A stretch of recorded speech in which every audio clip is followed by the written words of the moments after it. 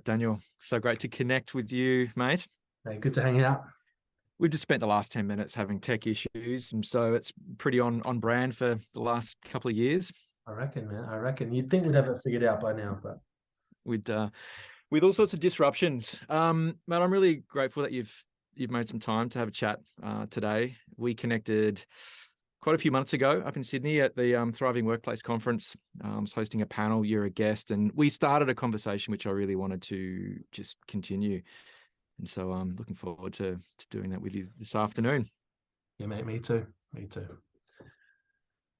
I'm going to start with the end of this book, at the end of chapter 1. And at the end of this book, you say, what dream are you living out? What ideas will you make a reality? What game will you be part of changing? What imprint will you leave? Winston Churchill said, history will be kind to me because I intend to write it. Our story isn't over yet, and I get the feeling that neither is yours. So to the dream chasers, the game changers, status quo breakers, write hard and write fast. It's quite a compelling invitation. I'm really curious as to what it is you're writing now. Well, it's been a while since I read that. What you just read out there, and that was 2015, 2016 that launched, late 2015, and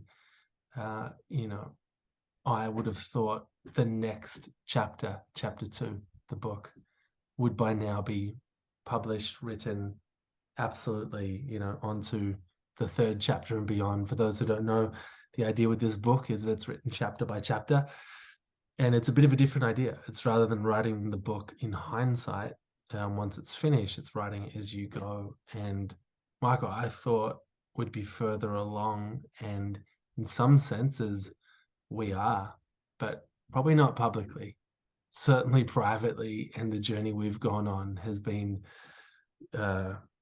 deep. Foundations for me as a founder, my co-founder Justine, for us as an organization, rethinking how we build what we build. And some of that will come into the public square and into light in next year. So I'm excited for that. What am I writing right now? What's the future of Thankyou? But from someone who's probably done a lot more growing up than I thought I needed to, individually, and I think for us as a brand as well. So I think one day it'll make its way into the public eye. But I've loved the private journey for me and even for our team. You started Thankyou when you were young, relatively young, 19. Yeah. This chapter 1 was written in 2015, 2016. A lot's happened personally in your life as a man, as a husband, as a father, and as a founder, co-founder, business owner. And then, of course, a lot's happened throughout the world over this last few years as well.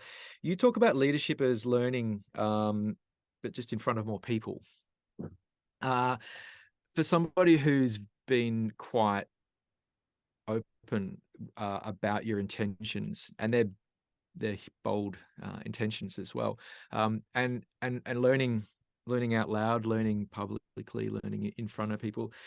Has there been a shift for you recently to do some of that, perhaps behind the scenes before going more public with what it is that you're working on or want to do? And I'm really curious as to how that might have changed over the years, most recently. Yeah, it's a great question. I think that I think there's a fine line between truly learning something, thinking deep, long, hard enough about it, versus just projecting that you've learned something, right? And so I think and I've fallen trapped to this myself, but it's easy to hear something and almost repackage it and push it out to the world as I've learned this. And it can sound good and people buy into the idea, but have you? Did I really? And so I think for me, there are some things. I'll give you an example to get real personal. I'd always had a tension with other people's opinions on me, and I'd always had this tension I never realized how deep it went.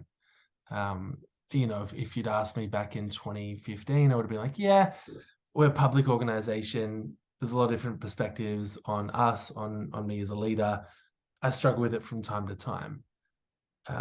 The deeper learning over these last few years, and you know, you could call some of this like the private deep diving, you know, and not just with myself, with great support. I really started to unpack this,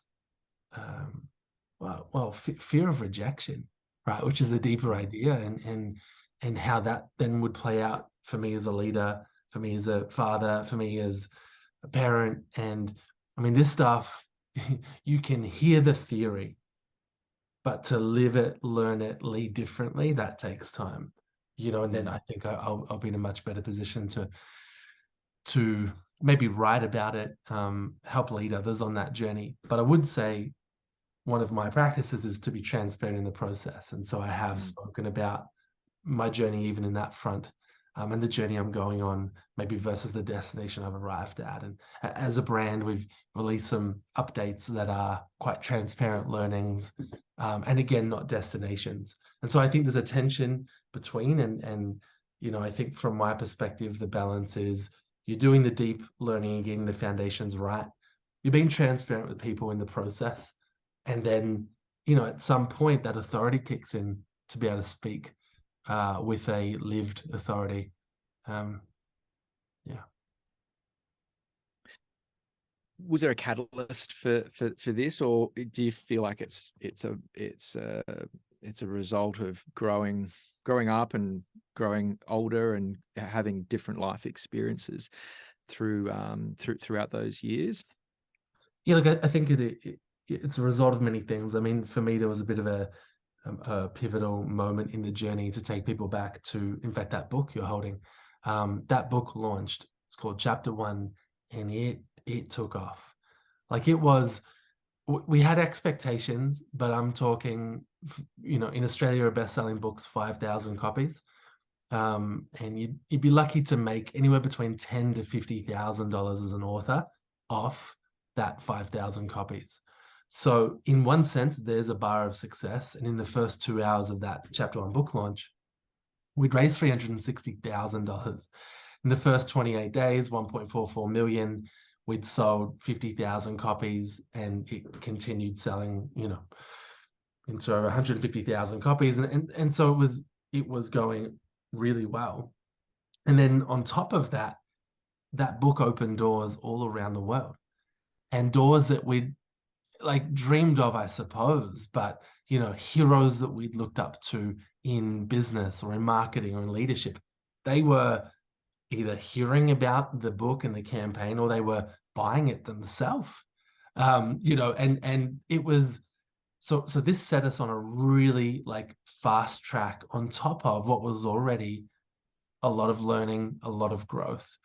And so in those years, what followed in 2017, 18, and 19, you essentially had two stories unfolding.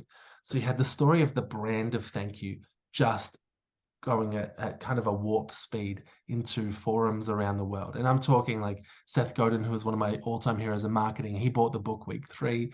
We had meetings at his house about Thankyou going to the world. So in that moment, it's like everything is possible. Being invited to speak in rooms of 20,000 people in Germany at a global forum, or in Japan. In fact, that one room in Japan was so fun. 65 people, but they were either the CEO or C-suite of the biggest retailers in the world. So a fun stat is that in that room of 65 people, they had combined through their stores 2-point-something billion consumers a day shopping. A day. And I'm getting to share the Thankyou story for 45 minutes. They're loving it. I'm like, this is awesome. But I'll take you to a moment in Chicago, and a bit of a warning of a name drop coming. But it was on this trip. I was invited not as a speaker, just to attend as an audience member. And it was a huge honor to be even in the audience. And as I'm waiting for registration, I get approached by some people there, part of the team, and they told me that I hadn't got back to their email. And then they said that the next morning, President Obama had asked if he could interview me on the live stream. And Wow. so I mean, this gives you the sense of the trajectory, like the story's traveling, the brand's traveling. What an honor. And it happens, a 23-minute interview. He asked some amazing questions. One of them, probably my favorites, was Daniel, markets are global now. When's Thankyou, coming to the world? And I'm like, President Obama, we're about to launch into New Zealand. And then after that, and it was so cool, right? The trajectory, it's the brand is growing, the dollars are growing, the impact is growing. At the same time, the day-to-day pressures of business as usual is growing exponentially. We're scaling up staff, team. We're also feeling the pressure from going from the little disruptive startup that no one really feels as a threat to now an organization that's really, taking share off big players in the market. And so the competition pressure was huge. And so I would say the two stories you're seeing, one is this great global story trajectory. The other is really, really tough pressures of scaling a business. And then I'm in the middle trying to lead and at times feeling like, I remember this talk I did in Sydney to one of the big multinationals that invited me, and standing ovation. They love the Thankyou story. And I'm walking off that stage thinking, you're clapping. But if I got up there and told you some of our stats that you would call measures of success, delivery in full on time, a bunch of other kind of like, more traditional business measures, you wouldn't be clapping. You'd be like, what? How did you get invited to speak to us? And it was this feeling of like, yes, the brand has all this good, but we have this wrestle. And then here I am as a growing up founder in the middle of it and feeling the pressure. And I remember this flight back from the Obama interview, sat next to a psychiatrist on a plane. And I honestly was trying to get free advice from him. He'd been 40 years working in LA. And I just said to him, I feel this pressure, like I'm afraid to fail. What if there's no chapter 2? Or what if I mess this up? Or what if chapter 2 is not good? And, and I feel the sense of the organization and the vision and the mission has so much potential that needs to be realized. What if I'm the problem or the blockage? And I mean, he said something interesting. I made a flyaway comment. I said, what does it take to not end up in the chair? And later he looped back to that and he just said, Daniel, that comment you made earlier is interesting because you're in the chair right now. It's just a conversation with someone. And so you want to talk about pivotal moments. That was one of many, but there's this pressure and then this journey of, discovery. You write about fear in chapter 1, the 4-letter word, and you say that there is one 4-letter word, I believe, is capable of being the single greatest barrier holding each of us back from truly making our mark in this life. It's really fascinating to hear your experience of fear evolving and changing as the business grows and evolves and changes. It sounds like you were fearless is probably not the right word, but like a, pretty intrepid entrepreneur from a really young age. And you did things when launching Thankyou and launching chapter 1 that were really groundbreaking. And I assume would just take a lot of courage. And you talk about, impossible, there's being nothing impossible. That sounds like an absence of fear or a real courage to do something, even though there might be some fear. How did you reconcile that change from what I assume or what I observe as being, really, really courageous to now starting to doubt yourself? That would be. I'm curious as to how that played out for you. So I think that. And there's some very kind things that you've said there, and I do look back at me from that 19 to 19-year-old to 20 something in that journey. There is courage and there is this sense of like, let's go. and that was absolutely still in me. But I think what started to happen is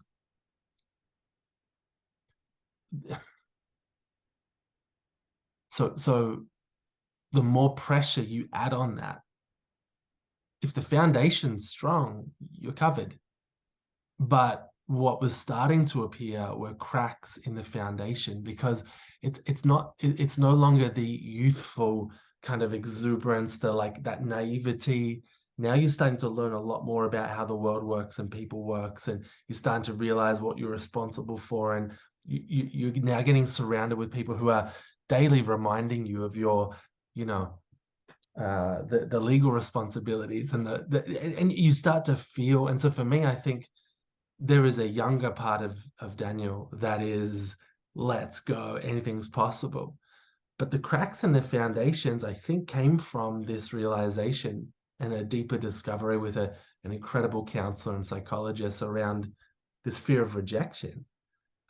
So and it's complicated, right? Like most things are. Maybe some of the things I did was an overcorrection to the fear of being rejected. But at the same time, I think you can go a certain way. What people often find is, as people grow up, they lose that energy.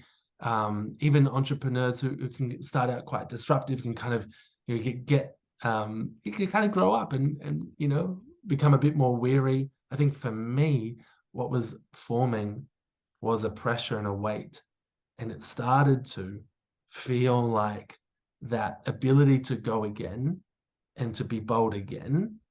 There was just so much pressure not to fail. And actually, on a deeper look, I think a lot of it came down to me not wanting to be rejected by people that mattered in the business, around the business. And you know, I think that's one of the harder lessons you learn as you grow in business, is that sometimes the more successful you get, the further you go. Actually, the more critique you attract, the more hate, the more, you know, and that can start off being like, oof, there's a little bit of, you know, a little bit of pushback, to like, oh, wow, there's a lot of pushback. And, you know, I look at someone like Elon Musk right now, and in many respects, as an example, he is by some loved and held on the highest pedestal, but equally he is absolutely disdained and hated by others. And, you know, I think that's a really interesting thing to look at, and then to wonder about the human and on the inside of that. Have they built in themselves what they need to be able to sustain that over the journey?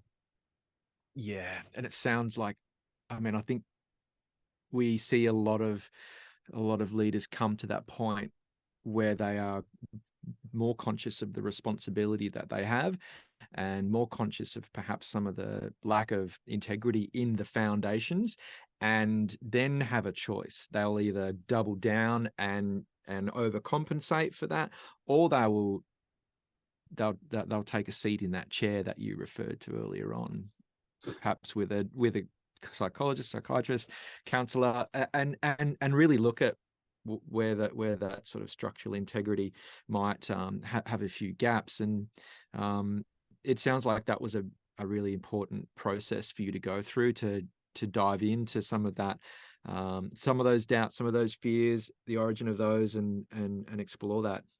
It's that self-awareness. How important was that? Yeah, in your growth? It is critical. And I think, just as a comment too, there was also a part of me, and it's actually hidden in the name Chapter 1.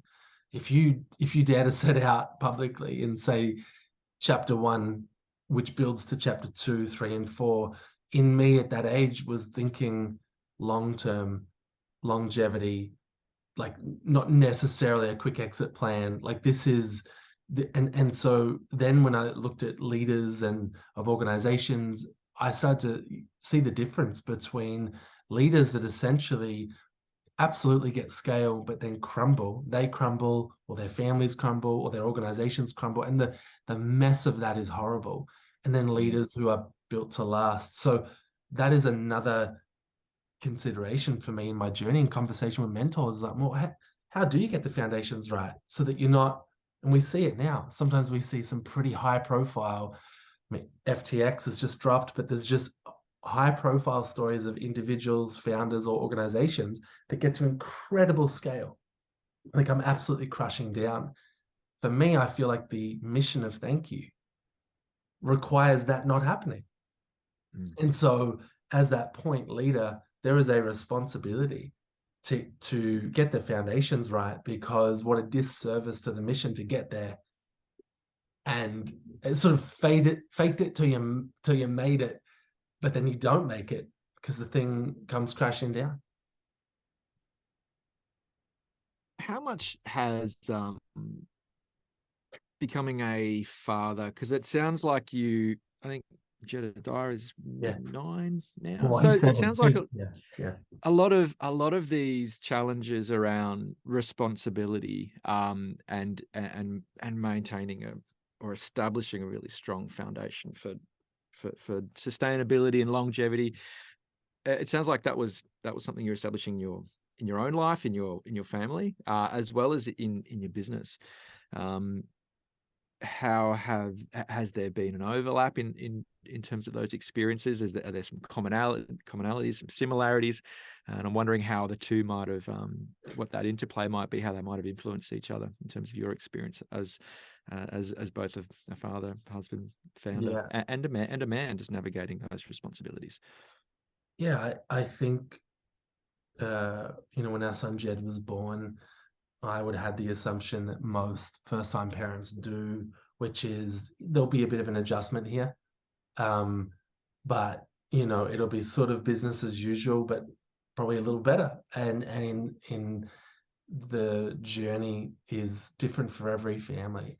And ours has been beautiful, but like any new thing you do, challenging at times. I remember Jed was 8 or 9 months old when chapter 1 had launched. And actually I was writing the last pages there, and we had 3 weeks till the deadline and it had to be in, and then Justine, my co-founder and wife, her waters broke that night, and it was like, Oh wow! What? And she was like, they have. I'm like, no, they haven't. And I was like, no, we have not planned for a baby coming Did not 3 weeks. schedule that. Yeah, it was literally, Jeb was 3 weeks early. And so from right from the get-go, we were like in catch-up mode.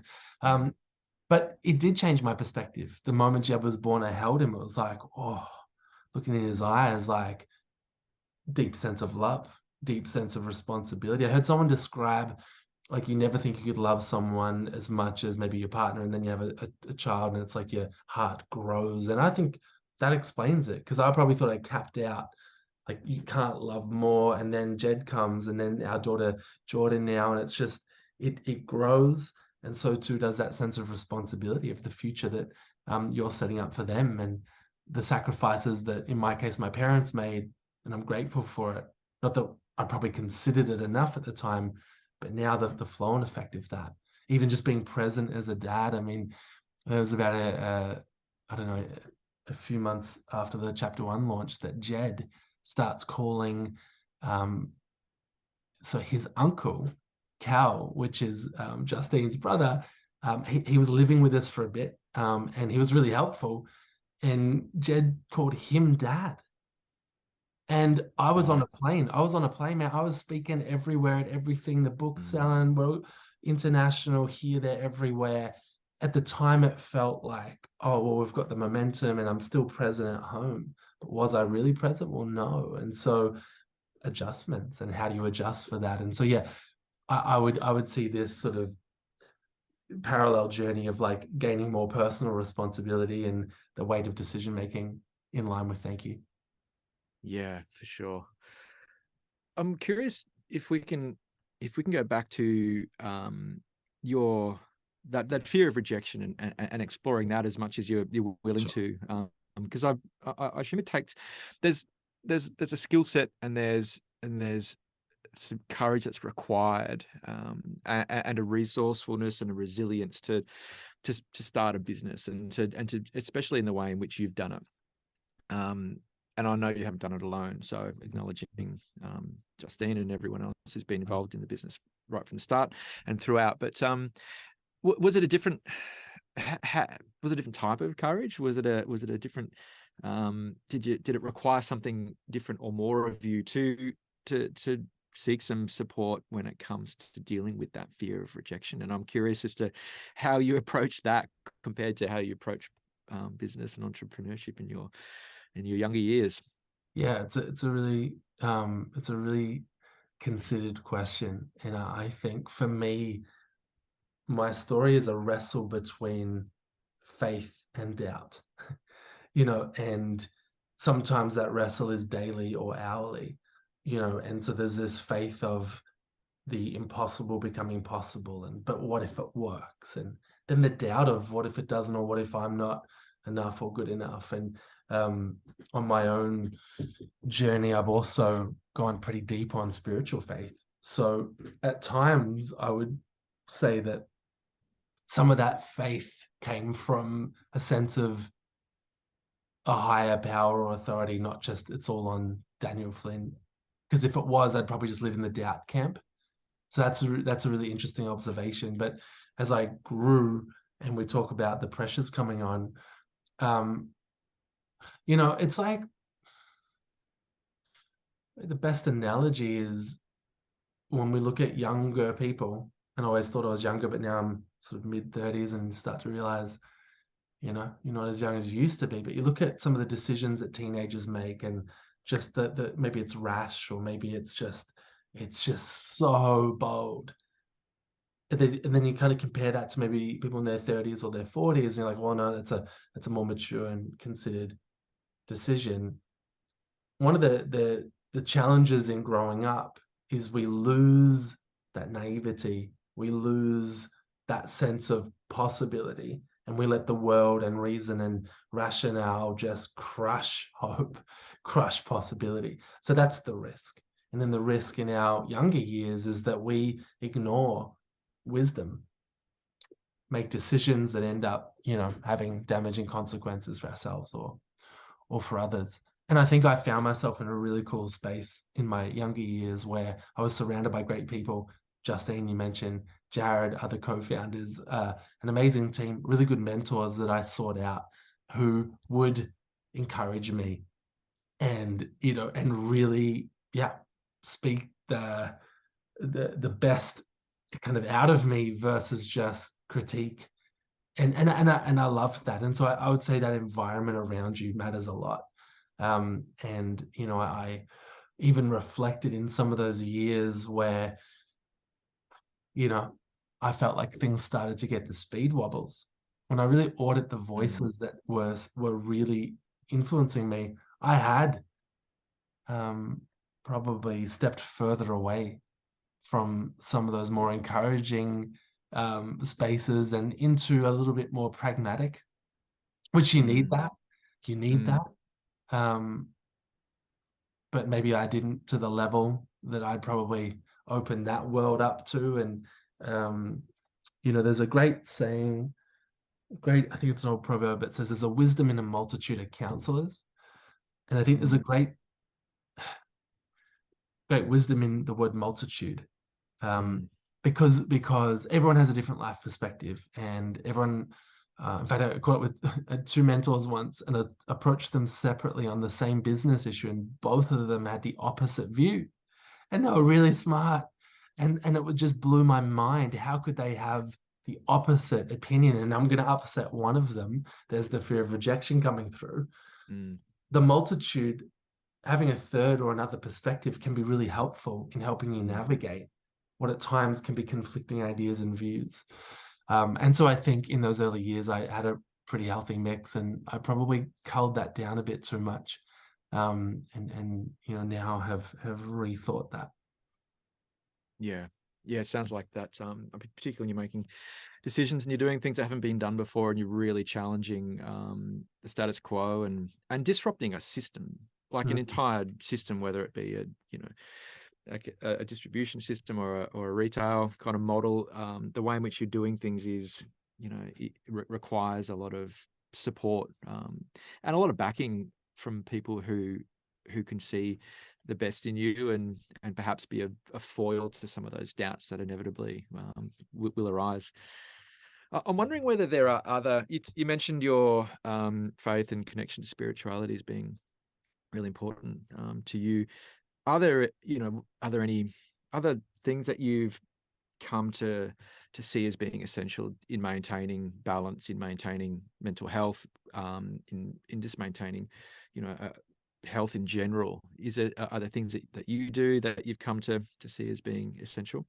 Yeah, there's quite a few, and I think this is the hard stuff in everything, being a man, business, family. It's often the stuff we don't give enough space to have the conversation on, because what do you do when you catch up? What do you do for work? How's it going? How's work going? How's the productivity? That's the space we don't catch up and be like, hey, Michael, so how you going? How's your heart? Mm-hmm.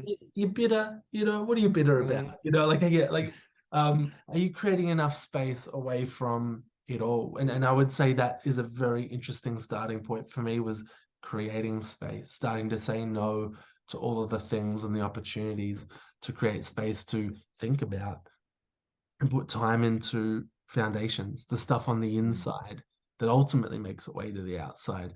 That plane ride back, speaking to that psychologist or psychiatrist, I ended up, I was having some pretty heavy thoughts at the time, and got back to Australia. And Justine said to me, she's like, that's not how you normally think. You got to reach out to someone. And if you knew me back then, I was the guy that was like, I'm good. I'd like, people need counselors. I get it. I just don't. You know what I mean? I'm like, I got it covered. And I got mentors anyway, and good friends. I ended up booking this session with a guy, and I reckon he spotted that it was probably a tick of the box that I'm not coming back. And in my head, I'm like, I'm doing this once. I'll catch up with him. I Googled him. It was a cold call. I booked a session. Catch up, and he's like, tell me a bit about yourself. And so I go all in. I tell him, all right, fear of failure, I'm pretty sure, here's what's going on, here's where I'm at. And he said to me a bunch of other questions. He's like, I don't usually say this in the first session, but I don't think it's necessarily a fear of failure. I wonder if there's something deeper here, a fear of rejection. You're afraid of people rejecting you. And as he said that, man, I started crying. And I wasn't sad. I'd probably look back and think it was like relief or something. And because there was, like, I was explaining to him, I could speak to 2,000 people in a room, 2 people leave early. That night, all I'm thinking about is the look on their face as they left the room. Is it what I said, how I said it, what I was wearing? What do I need to change about me? What's wrong with me? Now, that turns out is not a healthy thought pattern, but that's how I was thinking, and that was my normal. So he kind of hits this point, and then we spend the next few weeks and then months and then really years unpacking many things. But this was one of them. It was like, wow, where did this come from? And but that takes time to do that, and money. Like, you gotta, if it's in the case of a conversation like that, you're booking it, it's costing something, but that investment, I mean, it is worth its weight in gold, 100, a million times over. And so I'm grateful for that. So I would say to people, what's helpful? Well, it's the stuff that actually, if you were held up against the wall, you could write the list yourself. You're like, I need to create more balance. So how do you do that? You got to say no to people's expectations at work or public, and you got to create space for you, space to think, space to process, maybe process with someone else. So I found that really helpful. I've actually got a rhythm built into life for me that's become, I actually think, a secret in business and entrepreneurship. And it's called a blue sky day. I heard about someone else who took a day a week to do this. They turn their phone off, or at least they turn their notifications off, and they have a day where they work kind of on what they do, not just in what they do. For them, it was quite a space of spirituality and perspective. And to me, it sounded like just such a fluffy, fluffy concept. A waste of time. Yeah. The only caveat to that is that person had 30 companies, and one of them was a $400 million investment fund in Zurich. Right. And he used to be SAS. So I was like, you're like a hyper achiever, and now you're telling me about this sort of day. So I tried it, and for me, it became actually an amazing rhythm. So I have spaced, it's blocked out, and it becomes time at times to work on what we're doing on Thank You, not just in it. Maybe it's a space to write. I often like to climb a mountain or just get out. I'm a pretty simple guy, so if I want to get above it all, I need to walk up a mountain. Like I just need to get above it all, and I find this, the old me would say it's such a waste of time.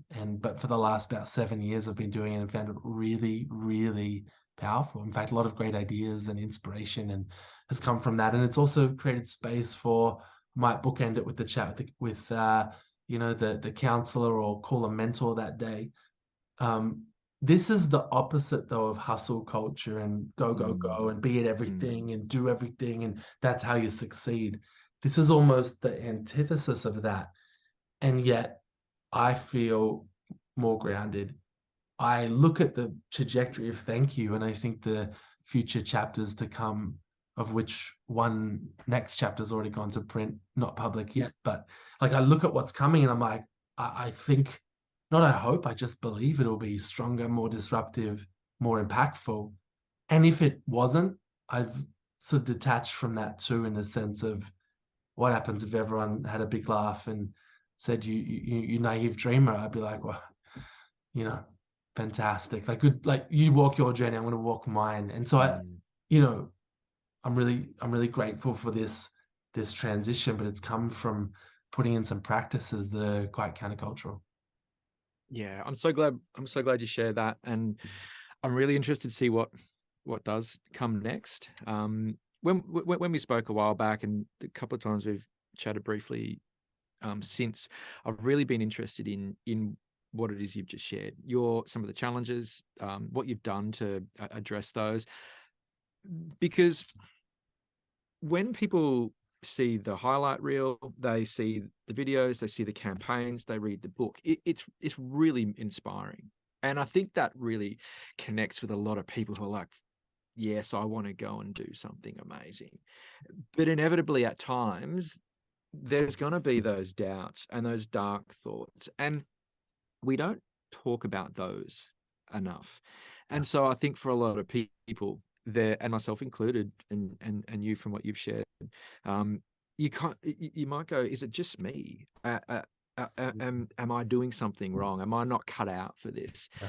But when you have people like yourself, who by all means and sort of by all measures would be seen as just absolutely fearlessly killing it and all over it, and flying back from being interviewed by Barack Obama, what you don't hear is what those dark thoughts sound like, and then what is done to address those. And sadly, I think for too many, it just ends up, it can end up in just giving up, or feeling like a failure, and it can lead to even greater and far worse tragic circumstances and outcomes. And so I think it's a really important conversation to have, and I have a feeling that some of this process has influence and will influence what it is that you write about and do in the future. And I think that's a really important perspective to share. Yeah, thank you. I agree. That book, chapter 1, it says, the byline is, you have the power to change stuff. And that does sum up the book. You can change stuff. You can start something. You can change it. You can change your life. You can change the lives of others around you. But there's another interesting question, I think, that has evolved for us is, do you have the power to sustain stuff? Like, because you can change it, you can join the gym. Classic. I don't know about you, but me, I'm the gym's favorite type of person. Joins, comes once or twice, pays for a membership way too much longer, and doesn't use it enough. So, sustaining is a really interesting thing, and I think this is where the conversation's already heading. But it is a very important conversation, especially for men. I think there is naturally an inbuilt in men and women, but I think, speaking broadly, probably more in men, there's a sense of like, you suck it up, you project quite all together, kind of outward profile. You keep your thoughts to yourself, certainly your feelings, and that is strength. And I think we're learning the importance of vulnerability and openness and the role that plays in true strength, that can survive storms, basically, beyond the sort of the appearance of strength that can come literally crashing down in moments. Absolutely. I see there being a parallel, you know, in terms of making systemic change. A lot of what you have done and are doing in Thankyou is disrupting a system that's broken, a real a system that has so much of the world's wealth being siphoned to a very few number of people, while conversely there's, you know, extreme and exponentially growing levels of poverty. There's this real imbalance in it, and it is critical. It is a crisis, and what you're doing is disrupting that, disrupting a system that perpetuates that. I see there being a parallel with disrupting a system of a patriarchal masculinity where men don't talk about issues or things other than their successes, and their power and the control that they have, and over themselves as well, and disrupting that by acknowledging that real courage is having the courage to be vulnerable, and share some of those challenges, acknowledge them, get some support, and in doing so, you know, creating a different system and a different model, which I think is, you know, going to benefit everyone in the long run. And there's certainly some work to do, and it does need some pretty extreme disruption. So I can see some parallels there, and I appreciate you sharing your experience as a way of helping others to acknowledge that that's something that might be part of their journey as well. Yeah, appreciate it. Mate, we're gonna wrap this up. I really appreciate the time. When I flagged this conversation earlier, I said, look, I'd like to talk more about you. I'd like to learn more about you and some of the challenges that you've experienced, and I really appreciate you sharing so candidly and vulnerably this afternoon. I'm really looking forward to what you do next. I've really enjoyed, and I've got a lot out of what you've done so far, both with Thankyou and personally for sharing your story. So thank you. I look forward to what's next, and I'd like to just end with a question, and that is, what does a satisfied mind mean for you?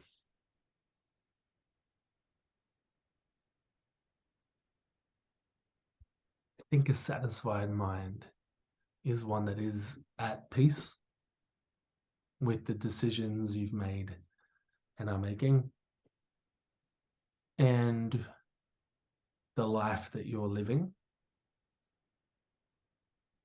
And so it's not forcing peace on the decisions or forcing peace on the life around you, but it's truly finding that deep peace. And I think it's got to be disconnected, certainly in my case, from other people's measure or perspective on what that should look like. And it's hard to describe, other than when you have it, you know. And yeah, life, I think, is easier, even though practically it's still hard. I don't think anyone can get out of the challenges of life, and so the satisfied mind is one that can walk through those challenges, tackle them, but is deeply, like, your soul's at peace.